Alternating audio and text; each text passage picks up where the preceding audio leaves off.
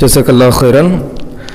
মাশাআল্লাহ। আমরা হ্যাঁ বলবেন তো আজানটা হয়ে যাক, আজানের পরে ইনশাআল্লাহ আমাদের লাস্ট আলোচক আছেন, ইমান ভঙ্গের কারণ সম্পর্কে বলবেন ইনশাআল্লাহ।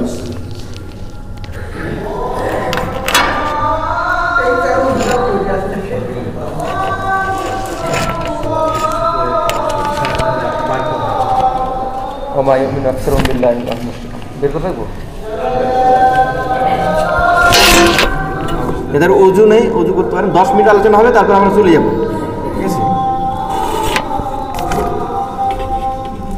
আগামীতে ইনশাল্লাহ সময় বাড়ানো হবে। এই যে আজকে যেহেতু আমরা প্রোগ্রাম আনুষ্ঠানিকভাবে প্রথম হচ্ছে আজকে, আলহামদুলিল্লাহ, হ্যাঁ সময় কম হয়েছে। আমরা আগামীতে ইনশাল্লাহ টাইম বাড়াবো, যেদিন হবে সেদিন।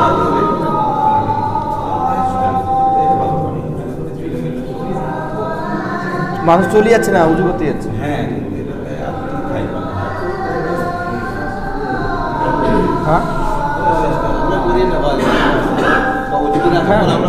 বলবেন আজকে আবার সামনে আবার আলোচনা করবেন, থেকে অসুবিধা নেই ইনশাআল্লাহ।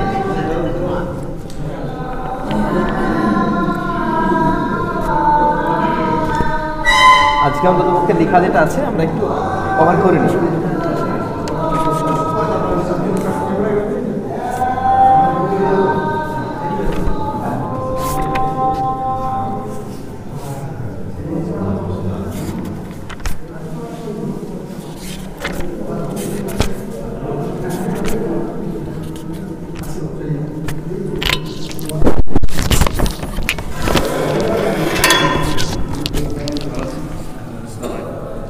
আলহামদুলিল্লাহ। তো আমাদের এই পর্যায়ে শেষ আলোচক মাওলানা জিয়াউর রহমান সাহেব, উনি আসছেন এবং ওনার বিষয়বস্তু হচ্ছে ইমান ভঙ্গের কারণ। সময় 10 মিনিট।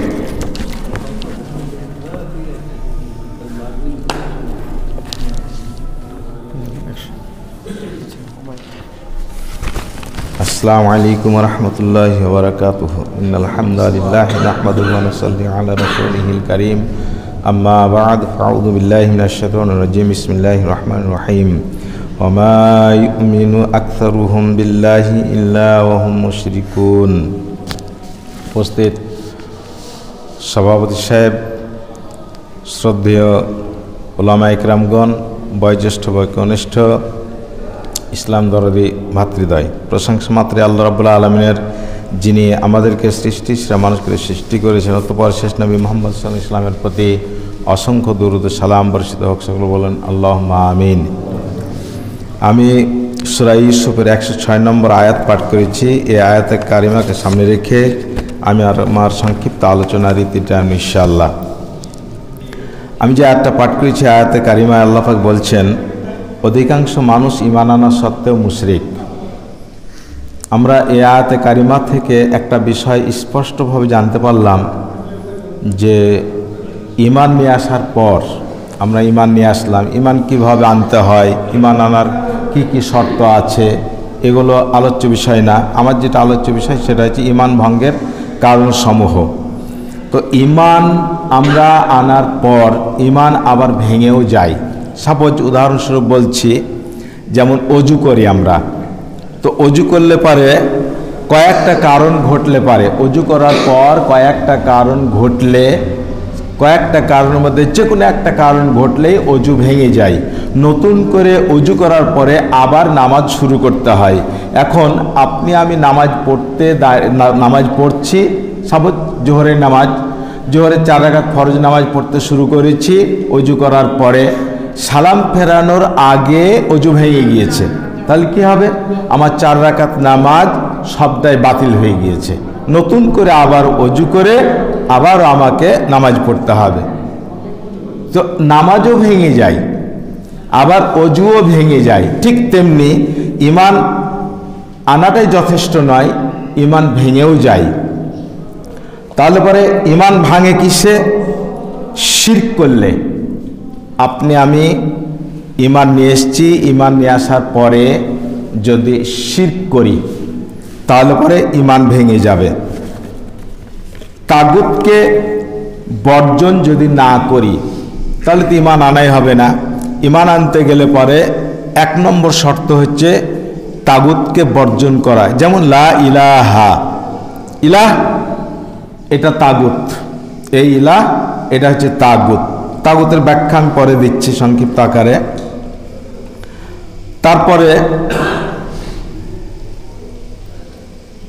ইসলামের যে কোনো বিধানকে ঘৃণা করা, ইসলামের যে কোনো বিধানকে ঘৃণা করা।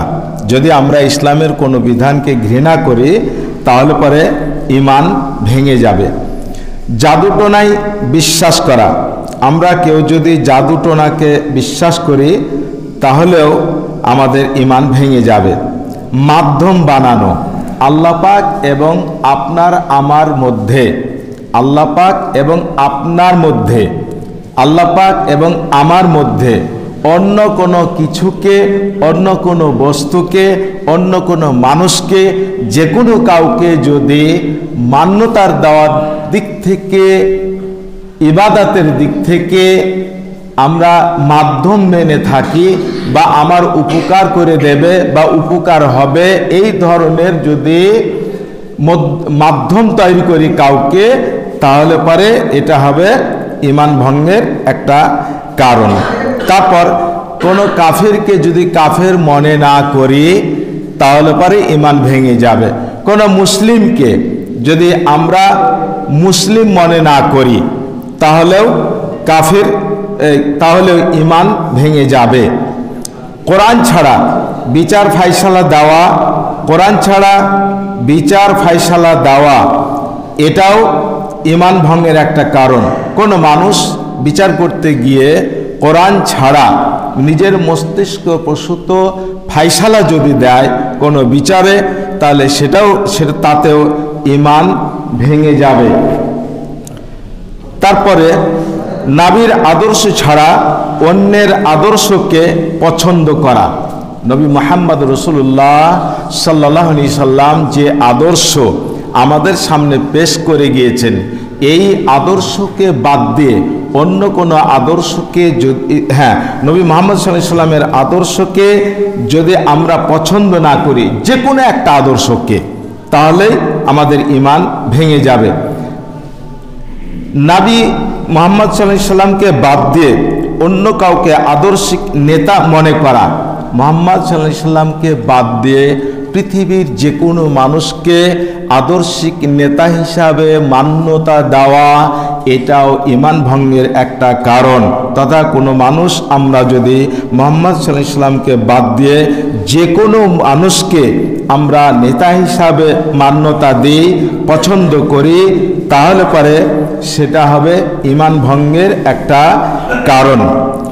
অন্য জাতির বা ধর্মের নিয়ম কানুনকে সঠিক মনে করা, অন্য জাতির কোনো একটা বিধান, কোনো একটা আদর্শকে মান্যতা দেওয়া, এটা একটা ঈমান ভঙ্গের কারণ। ঈমানের প্রতি সন্দেহ পোষণ করা, আমরা ঈমান নিয়ে এসেছি, ঈমান নিয়ে আসার পরে তাই তো কিয়ামত হবে, তো আমার কিয়ামত হবে, তো কিয়ামতে হিসাব দিতে হবে, তো উদাহরণস্বরূপ বললাম, ঈমানের প্রতি সন্দেহ পোষণ করা, এটাও একটা ঈমান ভঙ্গের কারণ। পরকালকে অস্বীকার করা, পরকালকে কেউ যদি অস্বীকার করে তাহলে ঈমান ভেঙে যাবে। ফেরেশতাদের প্রতি বিশ্বাস না রাখা, এতেই ঈমান ভেঙে যাবে। ভাগ্যকে অস্বীকার করলেও ঈমান ভেঙে যাবে। কিছু মানা কিছু না মানা, এটা করলেও ঈমান ভেঙে যাবে। আপনি একটা মানছেন আর একটা মানছেন না, তাতে করেও ঈমান ভেঙে যাবে। শিরক সংক্ষিপ্ত আকারে বলছি, আল্লাহ